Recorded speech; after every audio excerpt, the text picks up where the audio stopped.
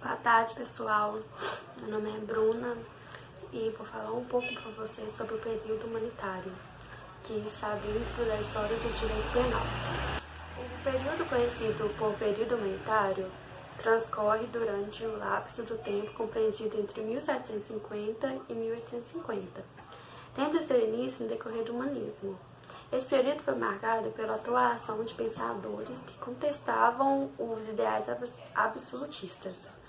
Pregava-se a reforma das leis e da administração da justiça penal no fim do século XVIII. Os povos estavam saturados de tanto barbarismo sob pretexto de aplicação da lei. O período humanitário surge com reação à arbitrariedade da administração da justiça penal e contra o caráter das penas. Quer dizer que o período humanitário surge logo no fim, caminhando para o fim do período das trevas, que é aquele período que a Igreja Católica era superior a tudo que nós estudamos em História e em Sociologia também. Esse período a Igreja Católica, ela que mandava praticamente, e tudo que eles faziam era em nome de Deus. Então quer dizer que a justiça era em nome de Deus. Se você fizesse algo, você iria para o céu, por exemplo, isso. Os pensadores predominantes nesse período iam de encontro a qualquer crueldade que se revelasse contra o arcaísmo. Tipo, homens resiste à dor e sereis salvos. É isso que eu te falo. A lei era basicamente isso. Você vai cumprir a lei pode ser perversa, mas você vai cumprir, porque se você cumprir, você vai pro céu. Almejava-se uma lei penal que fosse simples, clara, precisa e escrita em língua prática. Deveria ser também severo, o mínimo necessário para combater a criminalidade. E o processo penal deveria ser rápido e eficaz. Essa questão escrita na língua prática, porque nessa época usava muito latim, então as pessoas nem sabiam o que estava acontecendo. As pessoas julgavam, recebiam a pena, nem elas sabiam que pena eles estavam recebendo, se aquilo ali estava escrito mesmo, porque muitos falavam latim. Beccaria foi um marco decisivo para a modificação do direito penal. Sua obra ganhou notoriedade na época, em um tempo de absolutismo, de soberania de origem divina, de confusão das normas penais com a religião, moral, superstições.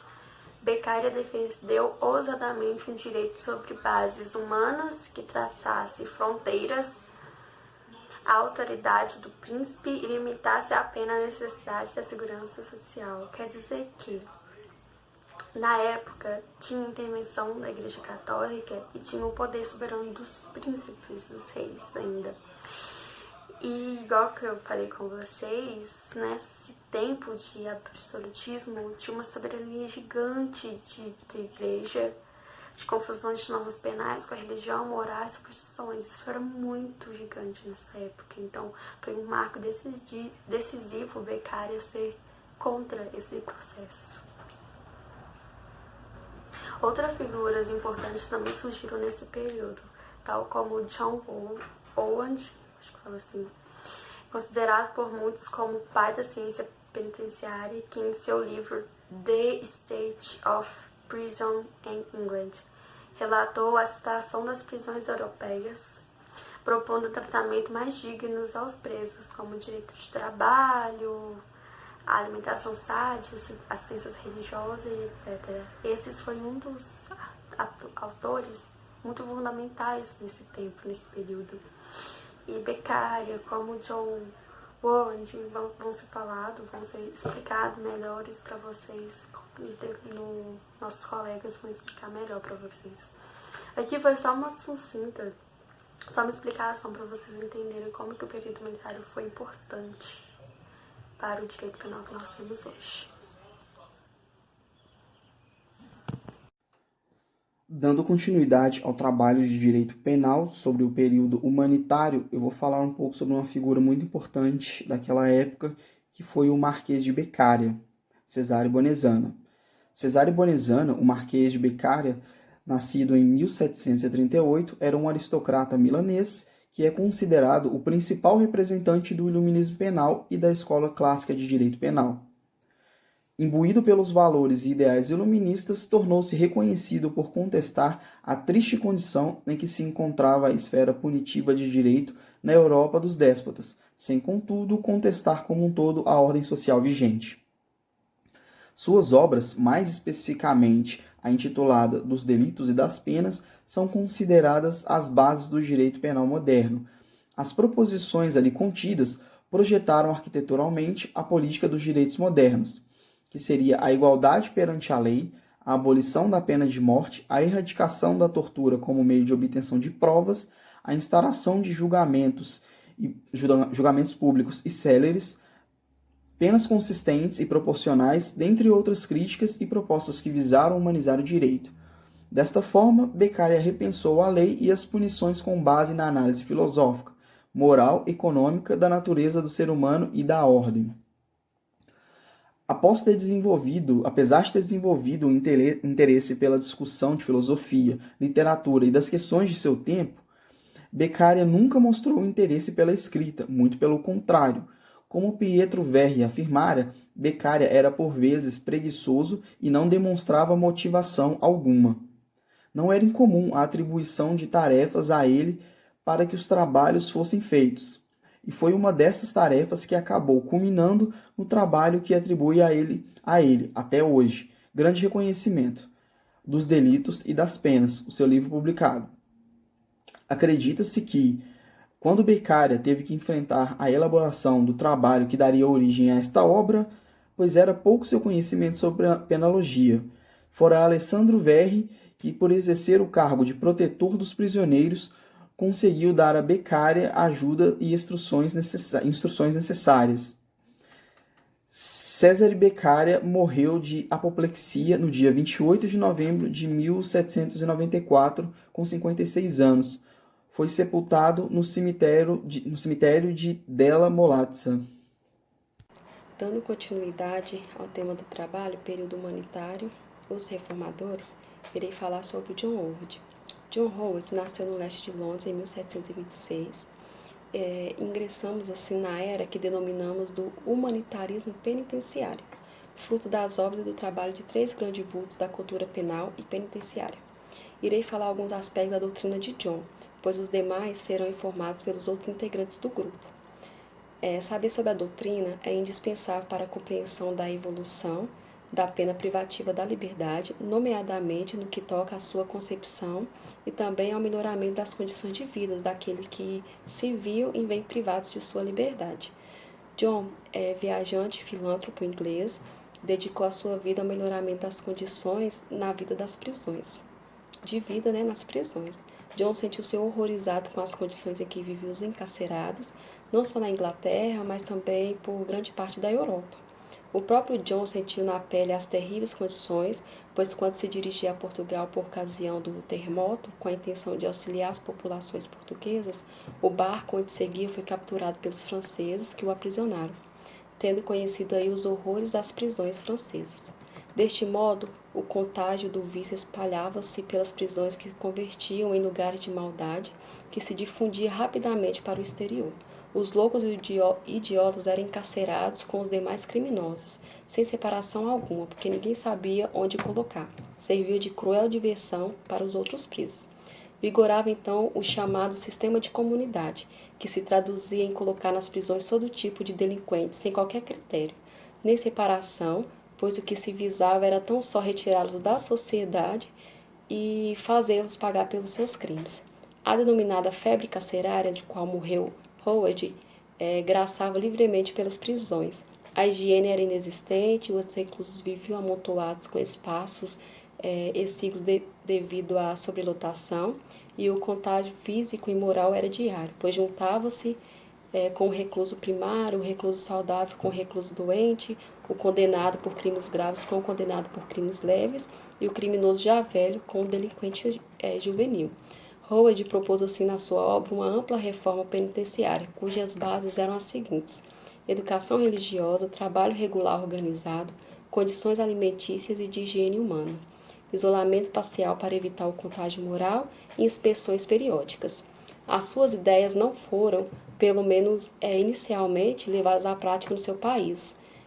As ideias de Howard tiveram um impacto tremendo nos Estados Unidos da América, onde a Sociedade de Filadélfia, adaptando as suas ideias, decidiu criar, em 1797, a prisão celular.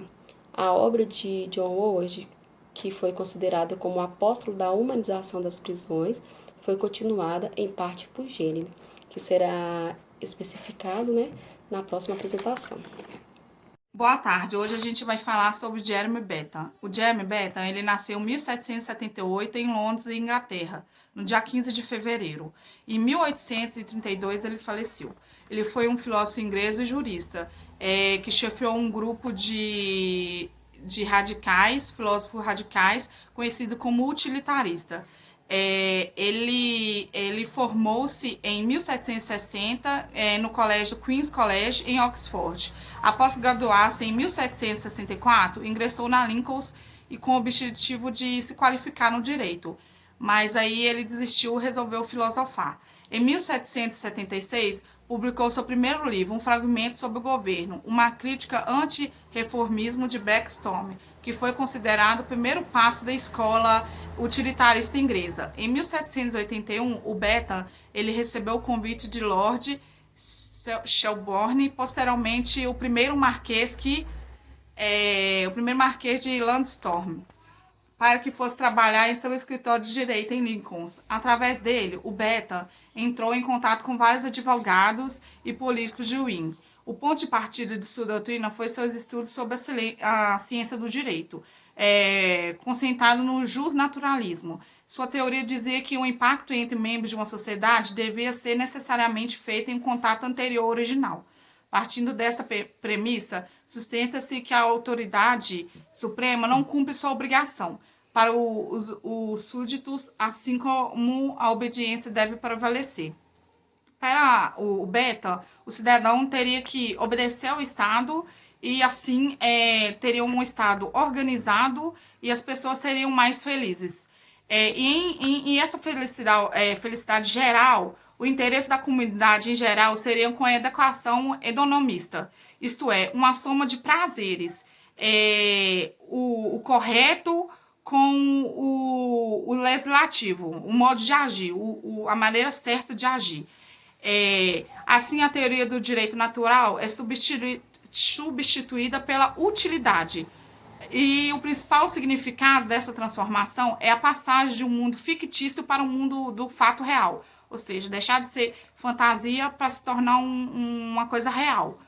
Num mundo empírico, afirma Bentham, que é possível a verificação de uma ação ou uma instituição.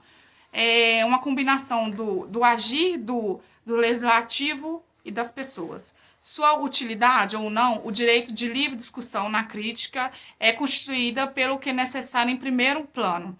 Note-se que Jeremy não se deteve somente na análise teórica das teorias, mas sim nas ideias do homem, como ser social e moral, ou seja, o modo de agir e de se comportar perante a sociedade, e toda a sua estrutura doutrinária procurou a aplicabilidade prática, dedicando-se à concepção de uma nova legislação, uma legislação correta, de acordo com princípios naturais do ser humano, em busca da codificação das leis, com o intuito de tornar acessível para qualquer pessoa, ou seja, a legislação seria mais acessível e abrangeria toda a sociedade de igual.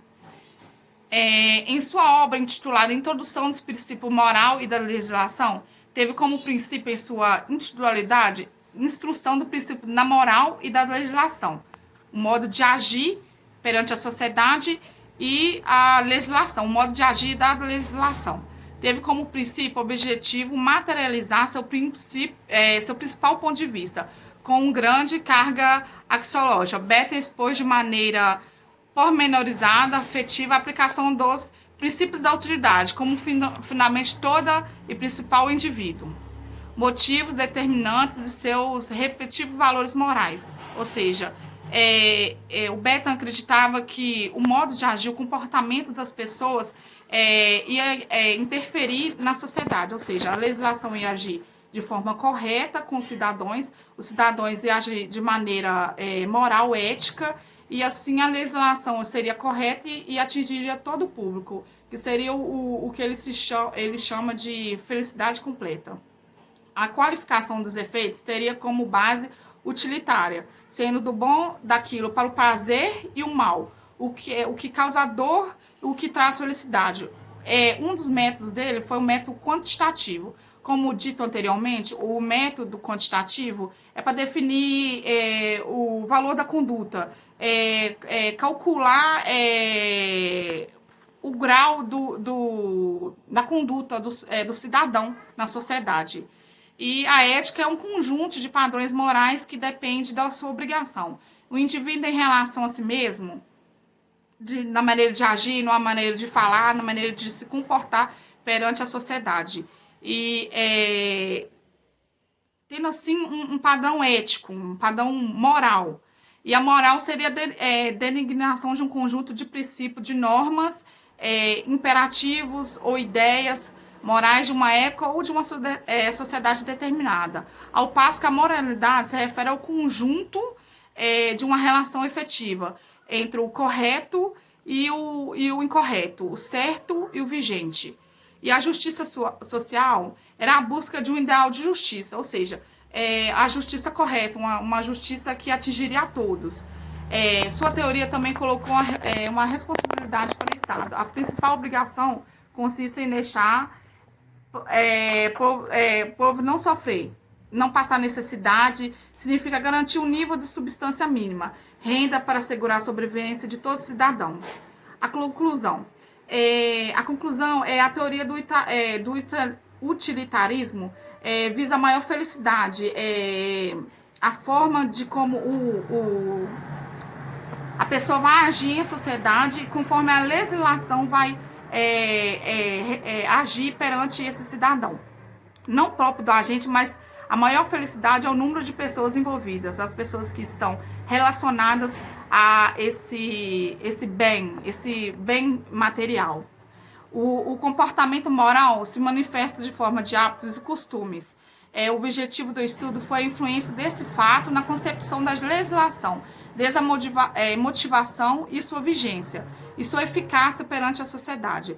Instinto que os indivíduos são melhores juízes de sua própria felicidade. Betta teve uma tendência automática a optar pelo ideal, da não interferência por parte do governo. Entretanto, reconheceu que algumas ações dos indivíduos de um indivíduo aplicaria frequentemente na felicidade de outro, e que os indivíduos não podem ter incentivo de habilidade de coordenar as ações que melhoram a utilidade agregada. Hoje a gente falou sobre o Betta. Boa tarde, e aqui se finaliza o trabalho.